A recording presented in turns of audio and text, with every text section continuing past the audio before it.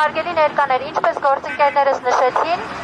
մենք Anti-Fake-ի խմբագրության թիմով ԱՄՆ դեսպանատան մոտ ենք երկու նամակ փոխանցելու համար։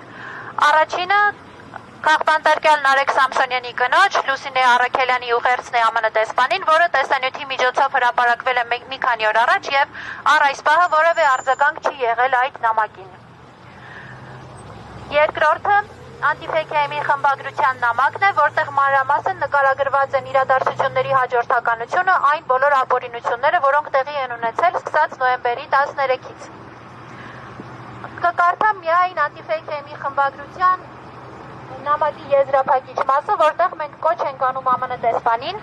Հայաստանի իշխանություններից պահանջել քաղաքական բանտարկյալներ Նարեկ Սամսոնյանի եւ Վազգեն Սաղաթելյանի անհապաղ ազատ արձակումը, դիվանագիտական եղանակներով բարձրացնել նրանց կալանքի քաղաքական դրդապատճառների հարցը,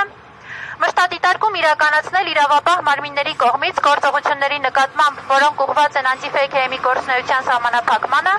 եւ աջակցել Հայաստանում խոսքի եւ մեդիայի ազատության պաշտպանությանը, հատկապես այն պայմաններում,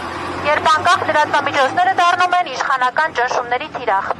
Այս երկու նամակները մենք ցանկանում էինք արձեռն հանձնել ԱՄՆ դեսպանատանը, բայց մեզ տեղեկացրեցին, որ իրենք արձեռն նամակներ չեն վերցնում եւ մենք սա անպայման կփոխանցենք էլեկտրոնային փոստի միջոցով։ Մեր խնդիրն է ամեն կերպ ԱՄՆ դեսպանատանը եւ բոլոր միջազգային կառույցներին, ովքեր որ կարող են շահագրգռված լինել Հայաստանում խոսքի ազատությամբ եւ մարդու իրավունքների պաշտպանությամբ, ազատ մեդիայի գործունեությամբ, տեղեկացված լինեն խնդրի մասին, որպեսզի հետագայում չասեն, մենք տեղյակ չէինք։ Ազատություն բոլոր քաղբանտարկյալներին։ Ազատություն։